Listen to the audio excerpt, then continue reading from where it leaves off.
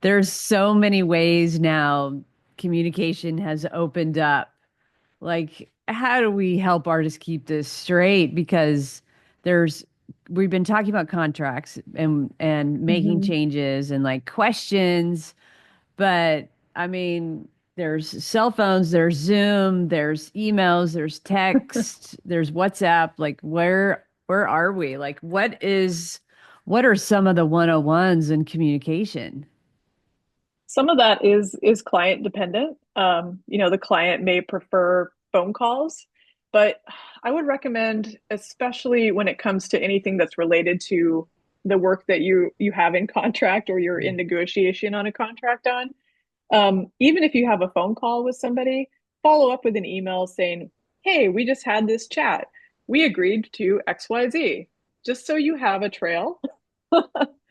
And the reason why is because if you end up with a client that has several iterative design changes and you want to pursue a change order in your contract of, you were contracted for 2 rounds of design and now you've gone back and forth and you're on design round 4 or 5, you can point to those emails and say, here's what I was asked and here's the record showing that I was requested to make several more rounds beyond my contracted scope, and you can then request for, I believe that is incurring a fee of additional fee of whatever that is. Yeah, because you It's just had usually, somebody call you and say, "How do I I do this?" did, I did. Someone who's not not a new artist, someone who's been through many rounds of contract and design on, public sculptures. And kind of also going back to insurance a bit, what happened is they had gone back and forth wanting the artist to get engineered stamp drawings for his design, for his sculpture, which normally he designs freehand. He doesn't usually even do drawings for his sculpture. So the owner was requiring, because of their safety and insurance, their insurance requirements, they were asking for an engineered stamp drawing for the artist, from the artist. That's The artist is not an engineer. So in order to meet that need, the artist had to then go contract with an engineer, which costs several $100s to look at his sketch and put a stamp on it saying, "Yes, I believe this isn't going to fall over." Essentially, like, it's a good thing to do, but that wasn't in the initial contract and that wasn't in the initial scope of what they were asking from the artist. And so when it came down to, well, I have this bill, now how do I get this paid? Um, I was like, well, you need to advocate for a change order on your contract. What does your contract language say? And it, actually wasn't in there at all. So the way the artist was able to advocate for this change and getting paid to then meet the demand of the client was to show the email trail of, on this date I was asked this, I responded with this, and then we agreed that I would contract this person at this amount. And so then the artist was able to submit for not only the fee for the engineer drawing, but also the artist's time to manage that. Right. And the So time to manage that. Key move. Yes. yeah, so they could do that easily because it was all in email, it was in writing. So even though a lot of that happened over phone calls and in a couple of meetings it came up, because that person had followed up in email, just to, do the thing where, just to make sure, I understand what I heard in the meeting is I'm going to do this. Yeah. And they Yeah. don't even have to respond, but you can show that you sent it to them, and that that is now in writing. Yeah. I So my often, business, yeah, yeah, developers more and more like um, having a trail, just to keep in the file, just to keep on record.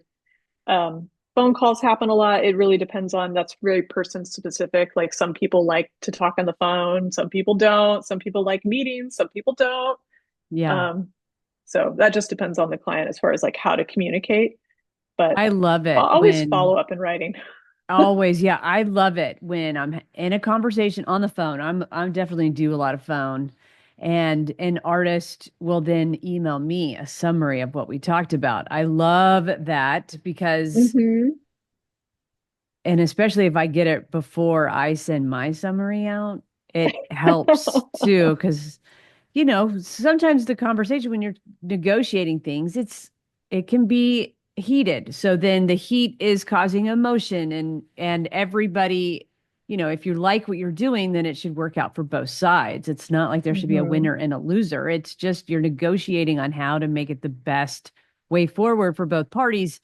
And I love those summaries when they're like, okay, yes, action point for me is XYZ and action point for you is XYZ. And we need to do this in the next 24 hours just to keep Right. things moving or, Yeah, that 24 hours actually touches on a point kind of about expectations in communication.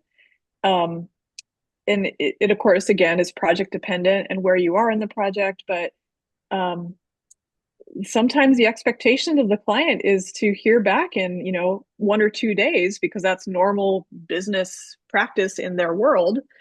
And if they send you a question and you don't respond for 2 weeks because you're not, you know, you maybe don't know how to answer or you're yeah, in the shop, and you're like, well, I don't have that picture yet. Don't just not reply.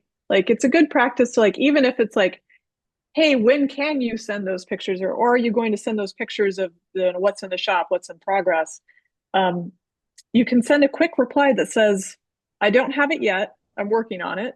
Let me get back to you by next week or whatever date it is where you think you actually can get back to them. Just because you don't have the answer right away, it's typically not good to just disappear yeah, when you're in the middle of an active project. yeah, Um, yeah. so keep an eye on messages and phone calls, and even if you don't have an answer right away, just give a quick response of what is a reasonable expectation of time. Mm-hmm. Mm-hmm. And I think it's good too for the artist to continue that language with their fabricators too, like fabricator, artist, with the stakeholder too, Mm-hmm. just so everybody is under the same guideline because it is a creative process and you can get out of rhythm. And then it's hard to get back into the rhythm of, oh yeah, this will take this much time with this many team members. Mm-hmm. Yeah. And sometimes maybe, you as the artist has set the expectation of time of, oh, I'll get back to you in 3 days. And then on the third day, you're still like, sometimes things take longer than expected when you're in the shop and working on, building something. Oh yeah. Um, and you get to day three and you realize, oh, I'm actually going to need 3 more days. Well, just send a quick note and let them know. Yeah. May if you feel comfortable sharing, a picture of what you're doing or explaining further, but it can just be as simple of, I actually need a couple more days. And that's okay. You're just keeping them in the loop, just managing expectations throughout the Mm-hmm. process. Mm-hmm. I remember one like a specific is I was working with a screen printer for a project and they needed to hear back right away because the inks were going to dry up. They were like, you could pay for more inks and then pay for more screens or get back to me in Hmm. 24 hours. Like, what you choose, Yeah. you Yeah. choose. But then that Clear, was clear need and consequences on that one. Yeah. And then you can buy me a new drying rack too, because my next Hmm. project is coming in and I need the drying racks for them.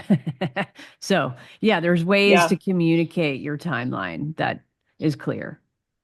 And also, yeah, if something urgent comes up, I don't expect urgent hot things in my inbox. Like if something's like 24-hour urgent, I kind of personally like a phone call is usually that's when a phone call is really valid, and then follow up an email. Yeah. Yeah. Yes. That's probably where I do all three. Email, call, text. Check, check, Hmm. check. Yeah. I've had some projects, that have been involved in Slack channels. Don't often see the artist at that level. Like Right. so, very rarely is the artist involved in like the project Slack channel. But there's so many different ways of communication now, and it really just comes down to the client, the project, but the general norms is still email and phone.